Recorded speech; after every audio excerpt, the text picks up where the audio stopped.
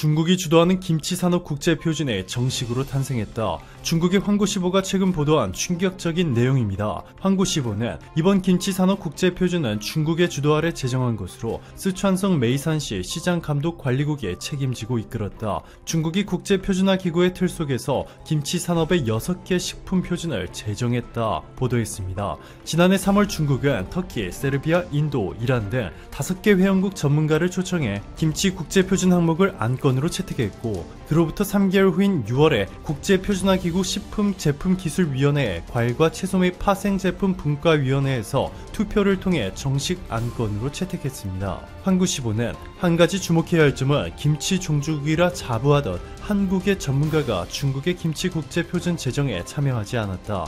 하지만 한국은 김치 적자국이다. 한국은 소비하는 김치 중 35%를 수입에 의존하고 있는데 수입 김치의 99%가 중국산이다 전했습니다. 이에 중국 언론들은 일제히 김치 종주국의 굴욕이라는 제목과 함께 이제는 김치가 한국이 아닌 중국의 것이라는 황당한 보도를 쏟아냈습니다. 김치를 빼앗으려는 이러한 중국의 시도는 사실 오래전 일본이 시도한 바 있습니다. 세계보건기구와 유엔 산하의 국제식량농업기구가 공동으로 운영하는 국제식품규격위원회 코덱스는 2001년 한국의 김치를 국제식품규격으로 인정했습니다. 코덱스는 180여 개 회원국이 참여해 국제식품규격과 지침 그리고 실행규범 등을 정하는 곳인데, 당시 한국의 김치가 공식 영문명으로 고유 명사화되면서 일본의 키무치를 비롯한 종주국 논란이 마침표를 찍게 되었습니다. 이명조 농림축산식품부 식품산업진흥과장은 김치와 별 상관도 없는 중국의 파오차이가 국제표준으로 인정받는다고 해서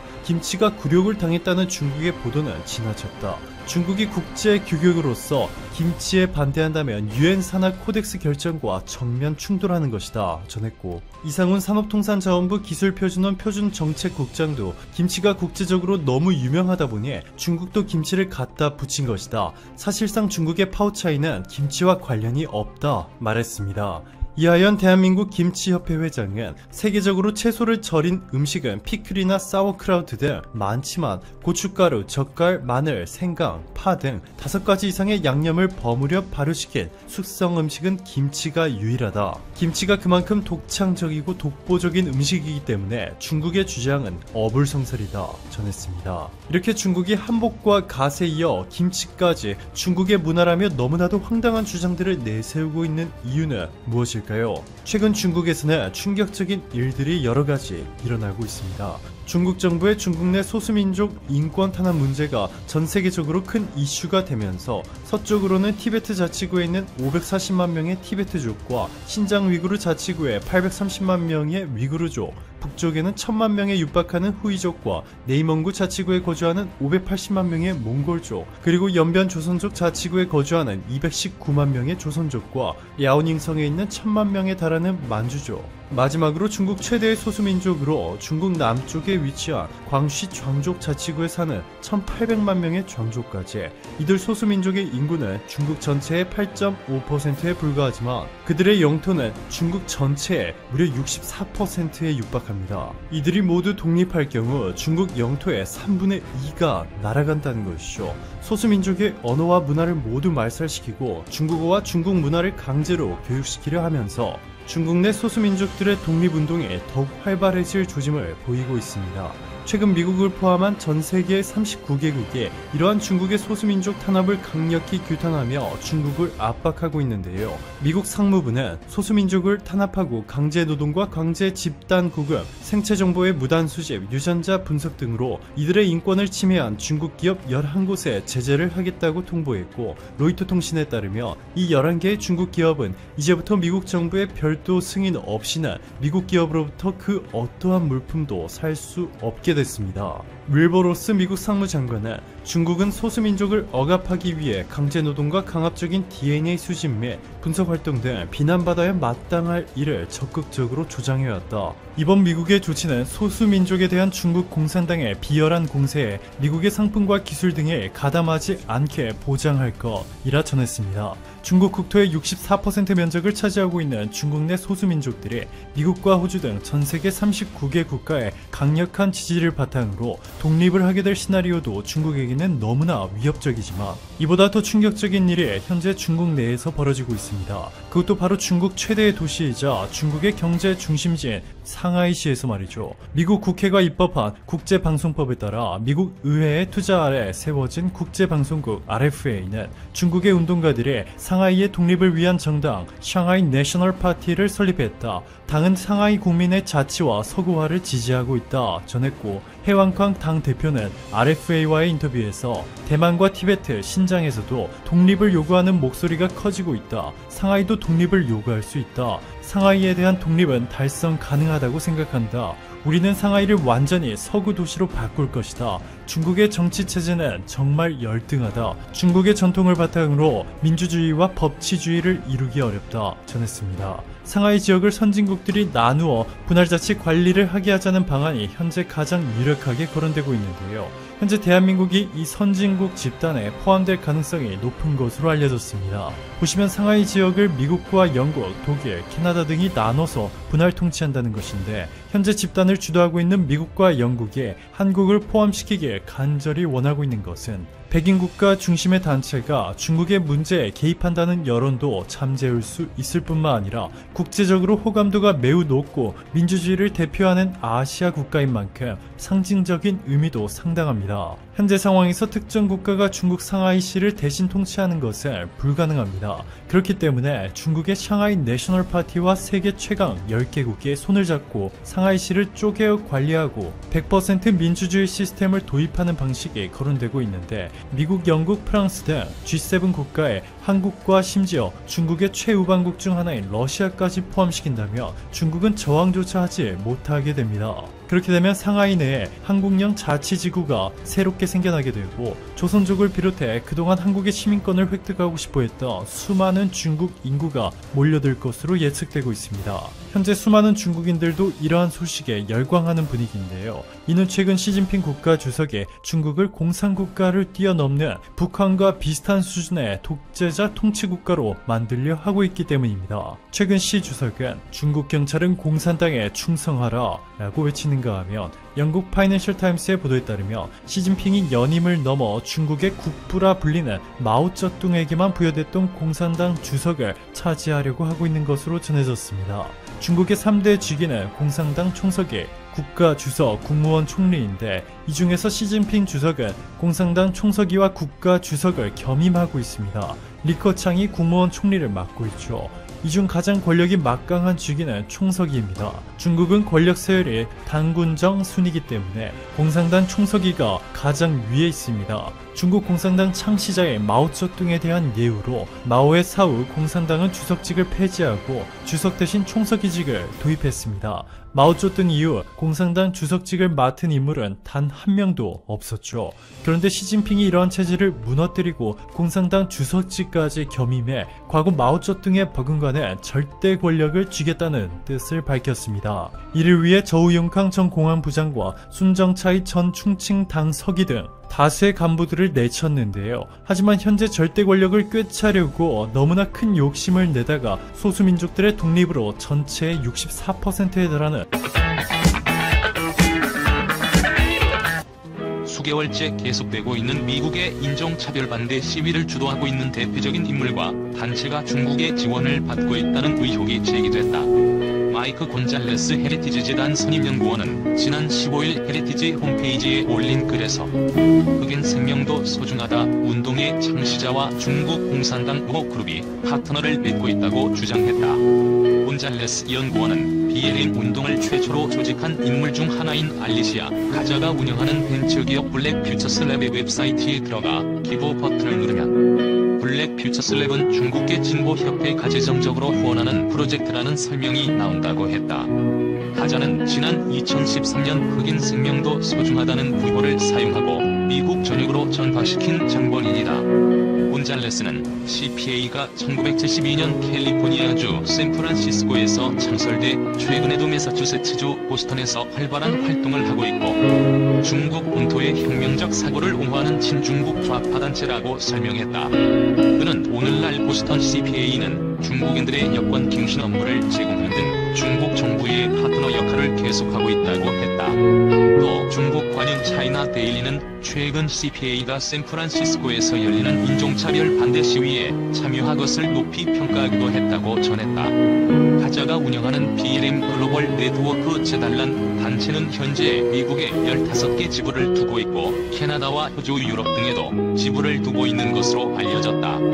또 그녀가 지원하는 흑인 생명운동이란 단체는 미국의 50개 단체가 연합해 운영되고 있다. 흑인 생명운동은 홈페이지에 스스로를 반자본주의자로 규정하고 자본주의 제재하에선 흑인들의 해방은 결코 없을 것이라고 주장하고 있다.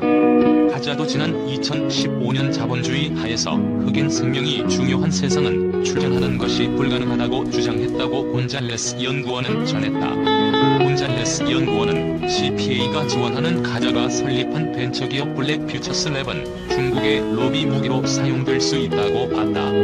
이 회사가 과거 흑인 사회를 더욱 강하게 만드는 연방과 주지역 차원의 정책을 진전시키기 위해 옹호단체와 의원들과 함께하는 방안을 모색한다고 밝혔기 때문이다. BLM 운동을 통해 든 사회적 네트워크를 정치적 힘으로 바꾸기 위한 단체를 만들었다는 뜻이다. 곤잘레스 연구원은 중국은 올해 미국을 혼란에 빠뜨리기 위해 방대한 선전 노력을 했다며 그들은 해냈다고 주장했다. 이 같은 주장에 대해 뉴욕타임스는 지난 19일 가자를 지원한 것은 샌프란시스코 CPA로 이 단체는 중국계 이민자를 지원하는 단체라며 보스턴 CPA처럼 중국 정부와 연관돼 있지 않다고 반박했다. 그러나 곤잘레스는 MIT의 두 단체는 역사적으로 연결돼 있다는 것은 매우 명확하고 두 단체는 공동의 목표를 공유하고 있다고 밝혔다. 트럼프 세계가 중국 바이러스와 전투 유해는 책임 물어야 한다. 도널드 트럼프 미국 대통령이 신종 코로나 바이러스 감염증 대응과 관련해 중국과 세계보건기구를 강하게 비난하면서 유엔이 중국의 책임을 물어야 한다고 촉구했다. 또 중국이 무역을 유리해온 데다 전 세계 환경을 오염시키고 있다고 주장했다. 트럼프 대통령은 22일 미국 뉴욕에서 열린 제75차 유엔 총회에서 약 7분간의 화상연설을 통해 이같이 언급하면서 중국을 강하게 비난했다. 트럼프 대통령은 유엔 창설 75년이 지난 지금 우리는 다시 한번 거대한 글로벌 투쟁을 벌이고 있다며 188개국에서 무수한 생명을 앗아간 보이지 않는 적인 중국 바이러스와 치열하게 전투하고 있다고 말했다. 그는 바이러스 발생 초기 중국은 국내 여행은 봉쇄하면서도 해외 항공편을 허용해 세계를 감염시켰다며 심지어 그들이 국내 입행을 취소하고 시민들을 집에 가두면서도 그들 나라에 대한 나의 여행 금지를 비난했다고 지적했다.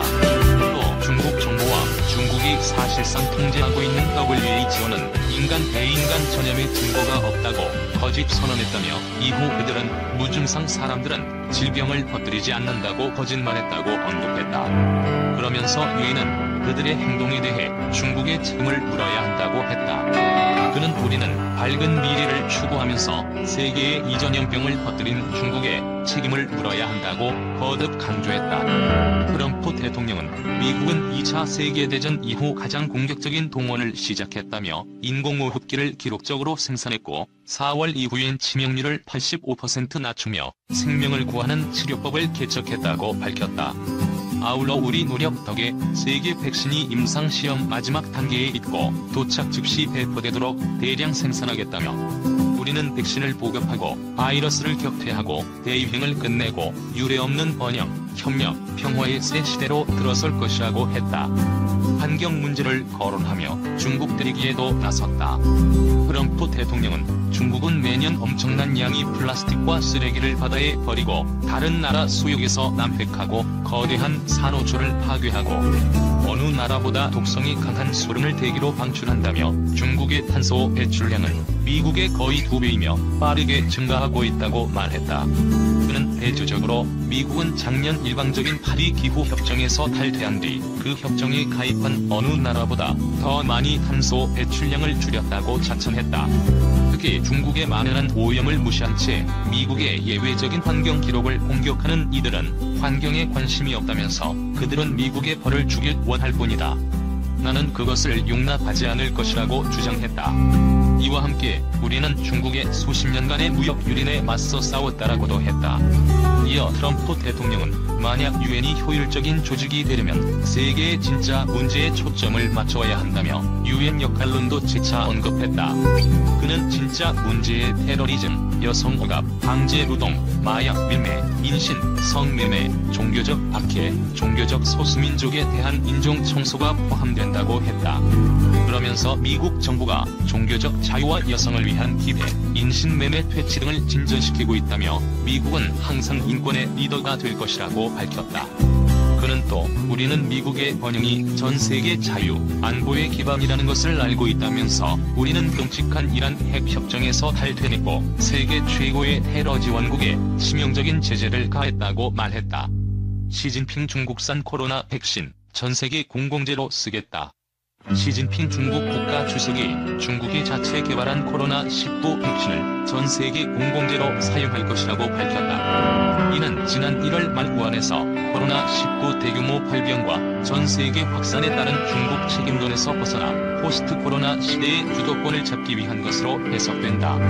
24일 인민일보에 따르면 시진핑 주석은 전날 안토니오 구테러스 유엔 사무총장과 화상회의에서 현재 코로나19가 전 세계적으로蔓연하고 있어 결코 마음을 놔서는 안 된다고 지적했다. 시진핑 주석은 중국은 코로나19 방자와 관련해 경험을 나누고 필요한 국가들을 지원하길 원한다면서 중국은 유엔 체계, 특히 세계보건기구가 국제협력과 공동방제에 나서는 걸 강력히 지지한다고 밝혔다. 시 주석은 중국은 코로나19 백신 개발이 완성돼 사용할 경우 전 세계 공공재로 사용하겠다는 약속을 이행할 것이라면서 이를 통해 개도국에도 도움을 줄 것이라고 강조했다. 시진핑 주석은 미국을 겨냥해 유엔 안전보장이사회가 집단 안전체제로 역할을 해야 한다면서 일방주의와 패권주의를 도모하면 인심을 내기 마련이라고 비판했다. 시 주석은 유엔을 핵심으로 하는 국제체계와 유엔 헌장에 기초한 국제관계 기본 준칙을 지켜야 한다면서 중국은 이데올로기 대결을 하지 않고 패권을 추구하지도 않는다고 말했다. 그러면서 주권과 민족적 존엄, 발전이 훼손되는 것은 좌시하지 않고 정당한 권익을 지켜나가겠다고 강조했다. 아울러 시진핑 주석은 유엔에서 다자주의의 필요성과 더불어 중국의 역할을 강조하면서 유엔과 협력을 강화하겠다는 입장을 구테후스 총장에게